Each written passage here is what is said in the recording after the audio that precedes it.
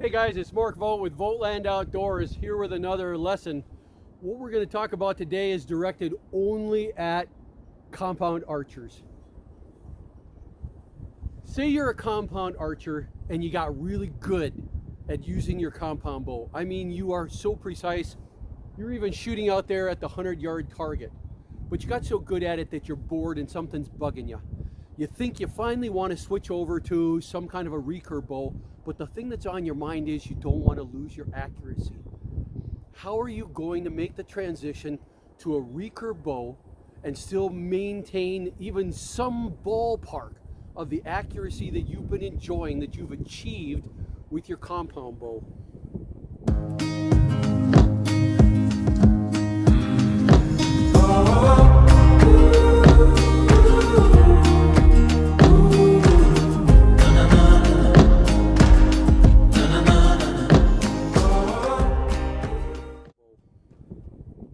You can tell it's 25 degrees and we got 5 inches of snow here in northeastern Illinois.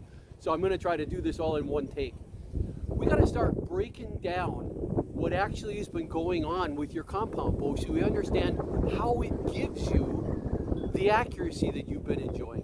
And it comes down to just a couple of things. One, you've got a set of sights, and the sights are directly over the top of the arrow. You've got a pin in the front, you've got a pin in the front, you've got a peep sight in the back. The multiple pins in the front allow you to very precisely change the elevation of the arrow so you get really good, accurate distances. You're not shooting too high, you're not shooting too low on your target. So if we can find a way to actually replace a front sight and replace a rear sight on a recurve bow, the same one that you enjoyed with a compound bow, we're headed in the right direction towards giving you the accuracy that you're looking for.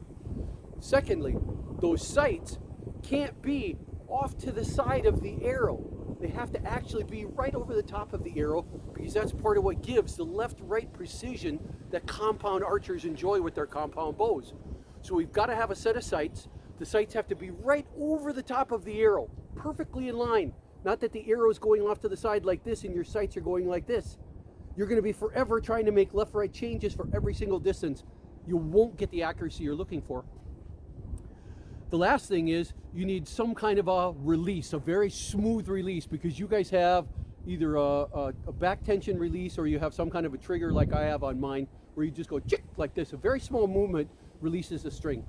So if we can approximate the ability to come up with accurate ranges, the alignment over the top of the arrow so that there's no left-right errors on a distance-by-distance basis, and if you can come up with a smooth release, you end up with the ability to arrive at some kind of accuracy with your recurve bow that you're already getting with your compound bow.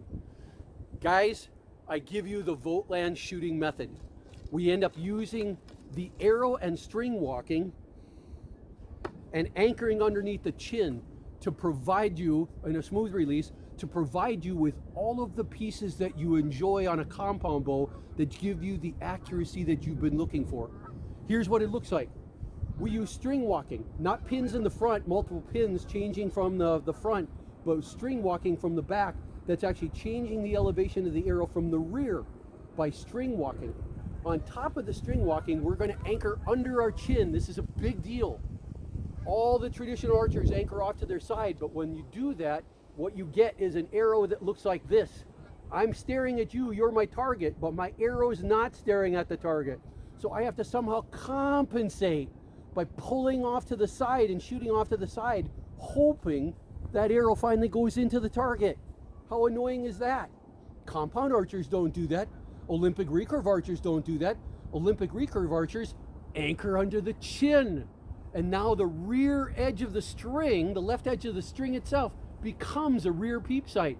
And I'm looking right down the length of the arrow. The tip of my arrow becomes my front peep. So that all I have to do is line the edge of the string up right here with the tip of the arrow right smack on the target. There is no left-right error induced, not for any distance. Then I use string walking to adjust the elevation, and you see that I have everything that I need on a recurve bow to match what you were getting on a compound bow. the last thing I need to do is that a part of my release can't be a twang like this. It has to be anchoring this digit of your finger hard under your chin, so that all you're doing is opening your finger up like that, and that's your release. So let's see how this works. You're going to see me shooting at that bag with cold fingers on a frigid Saturday morning in northeastern Illinois. It's a 20-yard bag. That's going to be a 3-finger gap, so that when I anchor under my chin, this is what it's going to look like. I'm going to look down the left edge of the string at the tip of the arrow. I'm going to put it right smack on the target, right over the top. And let's go see how it works. So here I am, standing at the target, adjusting for my elevation, drawing back under my chin, looking down the string, tip of the arrow on the target, right smack in the center of the bag. Let's go take a look at that. Uncut, hands are cold. Let's go see how we did. First shot on a cold day with a recurve bow, using all of the tools on a recurve bow to produce the accuracy that you would expect from a compound bow, and there's what I got. What do you think of that, guys? What do you think of that, compound archers? Is that worth you exploring this? Get yourself a recurve bow, 50 pounds, 45 minimum, 50 pounds. Draw back under your chin, look down the left edge of the string, tip of the arrow on the target, smooth release, and you'll have all of the components that you need to make a recurve bow as accurate as you've been with a compound bow. This is Mark Vogt. This is talking about the VOGTLAND shooting method. Hope you enjoyed this video. Please subscribe to my YouTube channel. We'll talk to you in the sea out there. Bye. Still shooting on a cold Saturday. This time I'm using the VOGTLAND shooting method at 50 yards. Does anybody see any footprints in the snow? This is the first set of shooting on a windy day, and there's a wind, crosswind, hard. There's 50 meters right there, and there's my target. Does anybody see any footprints in the snow there? Then there's only one way those arrows got on the target, from the VOGTLAND shooting method. That's not bad. Not bad at all for 50 meters. That's about 55 yards into that kind of a breeze. And there's my white truck with some bow staves I got to look at. So this is Mark Vogt. Hey guys, this is to the compound archers. Whoops. This is to the compound archers. If you want to be able to shoot like this with a recurve bow at 50 meters on a cold day, you saw how accurate I was at 20 and 30 meters. That's trivial. Even at 50 meters, you can get this kind of accuracy with the VOGTLAND shooting method.